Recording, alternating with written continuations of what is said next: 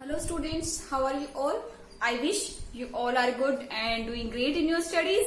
Today we will start our chapter number 9 and the name of the chapter 9 is reproduction in animals. This one is the first part of your chapter and आज हम क्या पढ़ेंगे बेटा reproduction in animals. Animals के अंदर reproduction जो होता है हमारा उसके बारे में डिस्कस करेंगे. ठीक है, तो हम क्या करेंगे रिप्रोडक्शन को पढ़ेंगे. देखो रिप्रोडक्शन क्या होता है, what is the meaning of री. री का मतलब क्या है, दोबारा से. ठीक है, दोबारा से. और प्रोडक्शन का मतलब क्या पता है, दोबारा से प्रोड्यूस. प्रोडक्शन का मतलब क्या होता है, प्रोड्यूस करना. ठीक है, प्रोड्यूस. अगर आप दोबारा से किसी भी चीज को प्रोड्यूस करते हो तो वो क्या कहलाता है हमारा रिप्रोडक्शन. और रिप्रोडक्शन इन एनिमल, अगर आप एनिमल्स में दोबारा से उस चीज किसी भी चीज को रिप्रोड्यूस कर रहे हो तो उसको हम क्या कहते हैं, रिप्रोडक्शन इन एनिमल्स. ठीक है बेटा, तो रिप्रोडक्शन की मेन डेफिनेशन क्या है हमारी. Reproduction is a process of formation of new organism. It is a process of formation of new organism from the existing organism of the same species. ठीक है, आप क्या करते हो, क्या इसकी definition, production of new organism from existing organism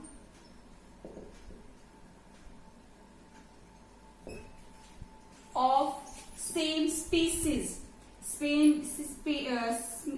same species का क्या मतलब बता रही हूं बेटा मैं. अगर नया ऑर्गेनिज्म पहले वाले ऑर्गेनिज्म से मिलकर बन जाए, पहला कोई ऑर्गेनिज्म था उससे क्या बना, नया ऑर्गेनिज्म बना, लेकिन स्पीसीज सेम होनी चाहिए. मतलब कि ह्यूमन से बनेगा ह्यूमन का बच्चा, सिर्फ ह्यूमन से क्या बनेगा, ह्यूमन बेबी. लेकिन अगर मैं काव की बात करूं, काव से क्या बनेगा, ह्यूमन थोड़ी बनेगा, उससे क्या बनेगा, काफ बनेगा, उसका बच्चा बछड़ा बनेगा. ऐसे आपका होता है डॉग. डॉग से क्या बनता है, उसका क्या बनता है, डॉग का पपी. ठीक है, आपका होती है बेटा कैट. कैट से क्या बनेगी, किटन.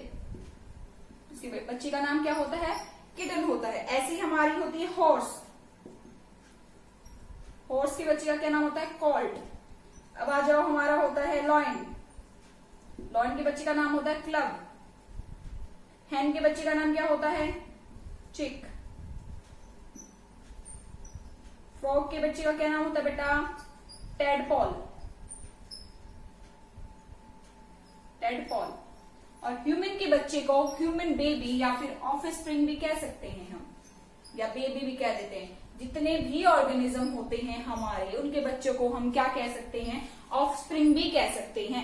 ठीक है, तो नया ऑर्गेनिज्म किससे प्रोड्यूस हो रहा है, एग्जिस्टिंग ऑर्गेनिज्म से प्रोड्यूस हो रहा है. तो इस प्रोसेस का क्या नाम दिया है हमारा, रिप्रोडक्शन. अब रिप्रोडक्शन क्यों करते हैं, what is the purpose of reproduction. ताकि बेटा देखो, अगर मुझे इन स्पीसीज को आगे चलाना है, मान लो ऑर्गेनिज्म था, एक ह्यूमन था, ठीक है, उसका बच्चा हुआ, ठीक है, अब वो बड़ा होगा, उससे फिर से अब एक कंटिन्यूटी ऑफ स्पीसीज अगर हमें रखनी है, what is the purpose of reproduction. Purpose क्या है बेटा, कंटिन्यूटी. Continuity of species. अगर आपको अपनी स्पीसीज की कंटिन्यूटी रखनी है, देखो अगर उसका बेबी नहीं होगा तो वो जो ह्यूमन था वो तो मर जाएगा कुछ टाइम के बाद. ठीक है, उसका बेबी नहीं होगा तो वो स्पीसीज क्या है, वो खत्म हो जाएगी. ठीक है, ऐसे स्पैरो है, चिड़िया है, उसका अगर बेबी होगा तो फिर से चिड़िया बनेगी, फिर चिड़िया. तो ऐसे क्या है, कंटिन्यूटी होती रहेगी स्पीसीज की. लेकिन अगर चिड़िया वो जो है उसका बेबी नहीं होता है तो वो चिड़िया क्या है, एक्सटिंक्ट हो जाएगी. जैसे आजकल स्पैरो क्या एक्सटिंक्ट होनी शुरू हो गई है, वो रिप्रोड्यूस नहीं कर पा रही है. ऐसे लॉयंस थे हमारे इंडिया के अंदर, क्या हुआ, वो रिप्रोड्यूस नहीं कर पा रहे थे. इसकी वजह से क्या, उनकी स्पीसीज क्या है, कम होनी शुरू हो गई थी. ठीक है बेटा, अब समझ में आ गया रिप्रोडक्शन. रिप्रोडक्शन में क्या पढ़ा है हमने, कंटिन्यूटी रखने के लिए हम रिप्रोडक्शन करते हैं. अब आ जाओ बेटा नेक्स्ट पे. रिप्रोडक्शन में बेटा जो भी नया ऑर्गेनिज्म बनेगा, न्यू ऑर्गेनिज्म, वो उसके जो कैरेक्टर्स होंगे, मतलब वो कैसे काम करेगा, कैसे फंक्शन करेगा, वो उसका किस पे डिपेंड करेगा, पहले वाले पे डिपेंड करेगा. मतलब कि अगर मैं बात करूं, ह्यूमन बीइंग की बात करूं, तो जैसे ह्यूमन का जो बच्चा है, ह्यूमन था पहले, ह्यूमन का बेबी हुआ जो भी, वो जो बेबी के जो कैरेक्टर्स हैं वो उसके फादर मदर से मिलते हुए मिलेंगे. जैसे कि बेबी था, बेबी के अंदर दो कान, दो हाथ, थे हमारे, एक नाक था, 2 कान थे, 2 आईज थी, वो सब किस पे डिपेंड करेंगे? हमारे ह्यूमन पे, उसकी बेबी, उसके पापा, मम्मी पापा पे डिपेंड करेंगे, उसके पेरेंट्स पे डिपेंड करेंगी। जैसे करेक्टर्स में होंगे वैसे ही करेक्टर्स में आ जाएंगे बेबी के अंदर। ठीक है बेटा, now move on to the next topic, that is types of reproduction. अब क्या करते हैं, रिप्रोडक्शन तो हमने पढ़ लिया, लेकिन रिप्रोडक्शन के टाइप्स के डिस्कस करेंगे कि कुछ ऑर्गेनिज्म कैसे रिप्रोड्यूस करते हैं, कैसे कुछ कैसे करते हैं। ठीक है, तो हमारा फर्स्ट है टाइप्स ऑफ मेथड्स ऑफ, हम क्या करेंगे, मेथड्स ऑफ, यहां लिख लेते हैं मेथड्स ऑफ रिप्रोडक्शन। क्या मेथड्स हैं हमारे रिप्रोडक्शन के? तो बेटा एक है हमारा asexual sexual reproduction and second one is sexual.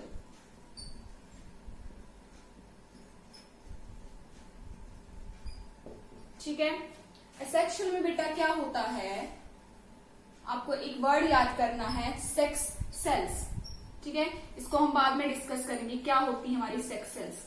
ठीक है, अगर सेक्स सेल्स हमारी प्रेजेंट नहीं है, ठीक है, तो उसको हम क्या करेंगे, उस वाले रिप्रोडक्शन में जिसमें सेक्स सेल्स यूज ना हुई हो, उसको हम क्या कहते हैं, एसेक्सुअल रिप्रोडक्शन। ठीक है, तो what will be the definition of asexual reproduction? It is the formation of production of new organism from a single parents, production of new organism from single parent without the involvement of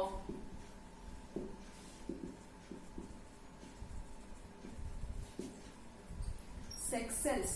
in sex cells का बिना use होते हुए बेटा एक नया organism हमारा बन जाएगा, उसे हम क्या कहते हैं, एसेक्सुअल रिप्रोडक्शन कहते हैं। एसेक्सुअल रिप्रोडक्शन के अंदर एक ऑर्गेनिज्म जो आप होता है, क्या पेरेंट्स कितने होते हैं, 2 पेरेंट्स, 2 पेरेंट्स मिलकर ही क्या बनाएंगे, न्यू ऑर्गेनिज्म को बनाते हैं, लेकिन इसके अंदर एक ही पेरेंट की जरूरत होती है, मतलब या तो मम्मी या फिर पापा। ठीक है, सिंगल पेरेंट की जरूरत होती है इसमें, सिंगल पेरेंट एक नया ऑर्गेनिज्म बना देता है।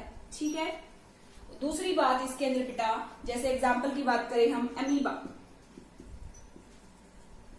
हमारा अमीबा होता है, वो क्या करता है बेटा, डिवाइड, इस अमीबा की ये स्ट्रक्चर होती है, ये क्या करेगा, डिवीजन करेगा, बीच में से डिवीजन होना शुरू हो जाएगा, यहां से बीच में डिवीजन हो जाएगा और ये क्या बना देंगे, 2 ऑर्गेनिज्म अलग अलग हो जाएंगे। ठीक है, अमीबा के। ऐसे हमारा हाइड्रा होता है, ठीक है, वो क्या करता है, अपनी बडिंग से बनाता है, जैसे हाइड्रा होता है हमारा, उसके ऊपर क्या आनी शुरू हो जाती है, बडिंग आ जाती है, वो बडिंग से क्या, वो बडिंग जो है वो अलग हो जाती है। तो इसका मतलब एसेक्सुअल रिप्रोडक्शन के अंदर हमारा जो पेरेंट्स होता है, खुद पेरेंट्स क्या करते हैं, हमारे कुल जो पेरेंट्स होगा उसका कुछ पार्ट जाकर के नया ऑर्गेनिज्म बना देगा। ठीक है, अभी जो एसेक्सुअल रिप्रोडक्शन होता है बेटा, उसके अंदर जो हमारा जो बेबी बनेगा, ऑर्गेनिज्म बनेगा, वो एग्जैक्ट कॉपी होगा हमारी, क्या होगा, एग्जैक्ट कॉपी, मतलब कि जैसा उसका पेरेंट होगा वैसा ही उसका बेबी होगा, exact copy of parents.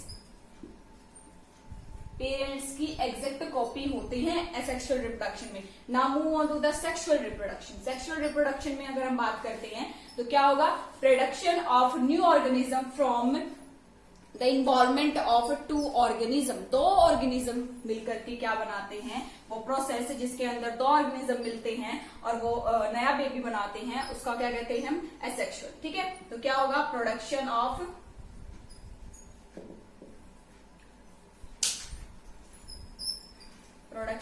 New organism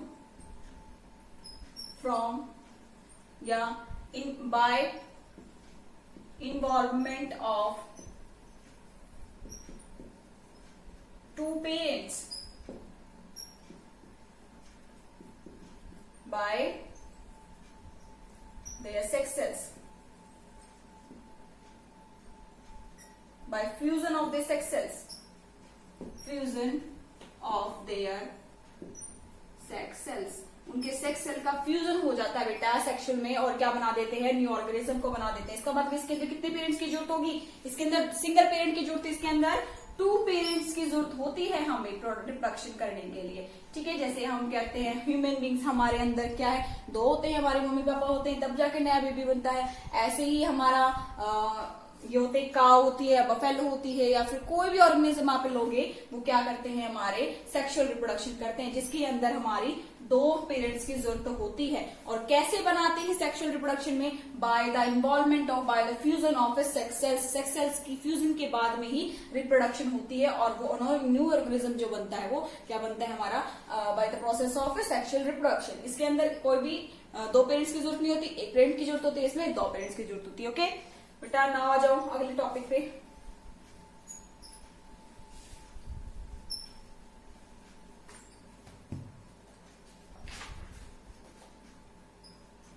अब हमें रिप्रोडक्शन बेटा पढ़ना है। रिप्रोडक्शन में को आगे पढ़ने के लिए हमें दो तीन डेफिनेशंस का पता होना चाहिए।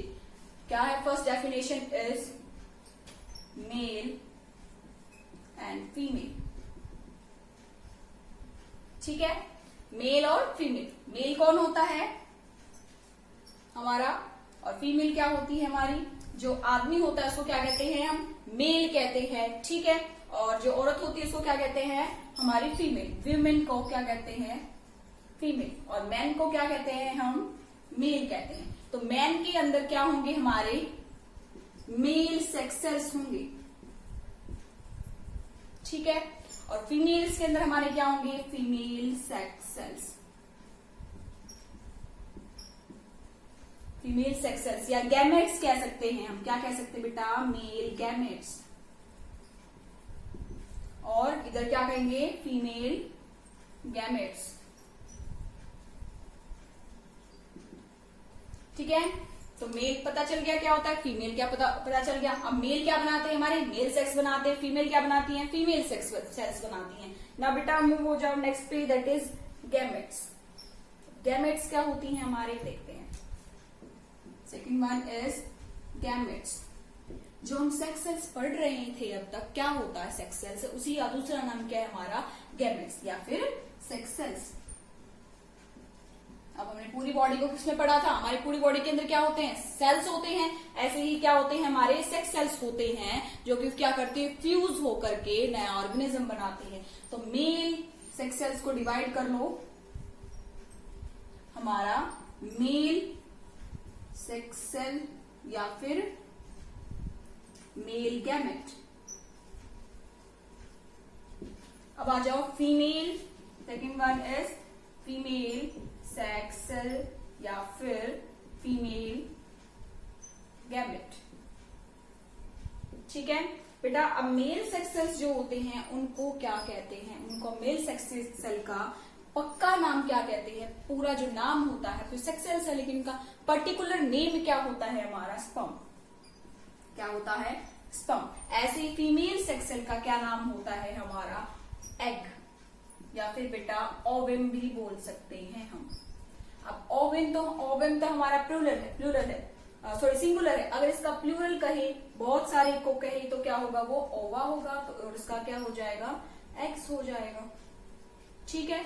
अब ये क्या करते हैं बेटा, हमारा हम क्या पढ़ेंगे, अब स्पर्म के बारे में डिस्कस करेंगे। अब यही देख लेते हैं स्पर्म, ठीक है, मेन हो गया है। अब स्पर्म कैसा होता है, ये इसके अंदर कैसा दिखता है वो देखते हैं। स्पर्म हमारा कुछ बेटा इस टाइप का होता है। आगे तो हमारा ब्लड पार्ट होता है, ठीक है, उसके बाद ये, उसके बाद लास्ट में हमारी टेल होती है, ठीक है। आगे हमारा क्या मिलेगा, उसके अंदर न्यूक्लियस भी मिलेगा, ठीक है। तो ये क्या है, उसका हेड, ये क्या हो गया, उसका मिडल पीस या मिडल पार्ट,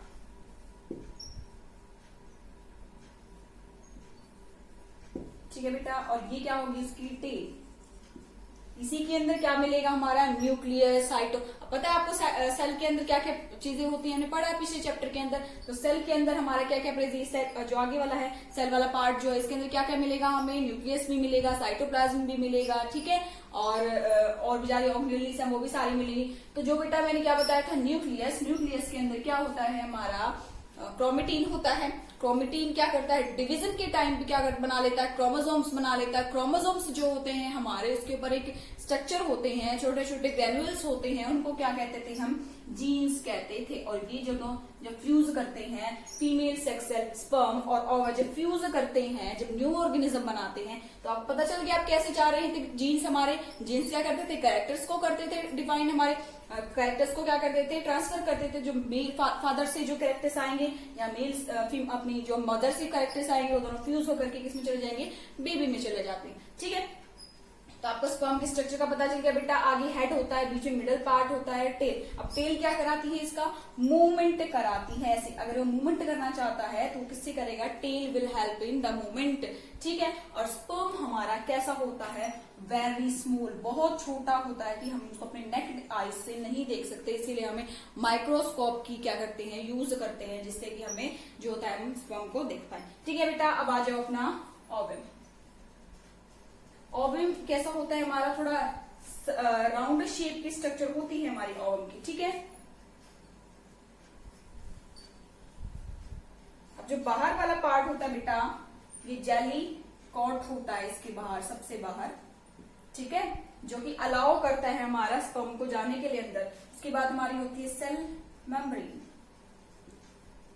और अंदर क्या होता है हमारा न्यूक्लियस और साइटोप्लाज्म। यहाँ क्या होगा, ये सारा क्या होगा, साइटोप्लाज्म। तो ठीक है, ये हो गया हमारा किसका स्ट्रक्चर हो गया, ओवम का या फिर एग का स्ट्रक्चर हो गया। ये राउंड शेप का होता है, ये भी ये बहुत छोटा होता है, ये बहुत थोड़ा से बड़ा होता है। इसके अगर मैं स्ट्रक्चर की बात करूं, जो स्पर्म होता है हमारा, उसकी स्ट्रक्चर जो है हमारी वो होती है 0.05 mm। लेकिन अगर मैं अपनी एग की बात करूं, उसकी स्ट्रक्चर होती है हमारी 0.15 mm। ठीक है, तो ये इससे थोड़ा सा बड़ा होता है, लेकिन स्मॉल ही होते हैं, इनको हम सिर्फ उसे देख सकते हैं। ठीक है, माइक्रोस्कोप की हेल्प से। अब बेटा आ जाओ, अब ये क्या करते हैं, जब स्पर्म क्या करता है, यहाँ पर जाता है, मूवमेंट कराता है, और जब ये दोनों फ्यूज हो जाते हैं, आपस में फ्यूज हो जाते हैं, फ्यूज होने के बाद में एक स्ट्रक्चर बनाते हैं, that is called zygote. What is called, that is zygote. और जो अगर स्पर्म या एग की बात करूं, ये क्या होते हैं, हमारे सिंगल सेल होते हैं बेटा। ये एक सेल होता है, जिसे हम सेल्स पढ़ रहे थे, तो एक सेल पढ़ रहे थे, दो पढ़ रहे थे, ऐसे ही जो हमारा स्पर्म या फिर एग होता है, ये सिंगल सेल्स होते हैं। अब दोनों जब ये ज्वाइंट हो जाते हैं, मिल जाते हैं, तो ये क्या बनाते हैं, जाइगोट। अब जाइगोट क्या बनाएगा, आगे जाके हमारा एम्ब्रियो बनाता है। क्या बनाता है, एम्ब्रियो। अब जब एम्ब्रियो क्या है, आगे जाकर किसमें कन्वर्ट हो जाता है, हमारा ऑर्गेनिजम्स के अंदर। ठीक है बेटा, उसके लिए हमें क्या पढ़ना पड़ेगा, पूरा डिटेल में फर्टिलाइजेशन प्रोसेस पढ़ना पड़ेगा। ठीक है, तो हमें पता चल गया गैमेट्स क्या होते हैं, और गैमेट्स के अंदर दो होते हैं, मेल गैमेट होता है, फीमेल गैमेट होता है। मेल गैमेट को क्या कहते हैं, स्पर्म कहते हैं। फीमेल गैमेट को क्या कहते हैं, ओवम कहते हैं, एग कहते हैं। दोनों फ्यूज होकर क्या बनाते हैं, हमारा जाइगोट। जाइगोट आगे जाके क्या बनाता है, एम्ब्रियो बनाता है, वो आगे जाके क्या बनाता है, ऑर्गेनिज्म, फुल ऑर्गेनिज्म बनाता है। Okay students, we will discuss this chapter in our next video. Okay, till then you will read this chapter from a book and watch this video. Thank you.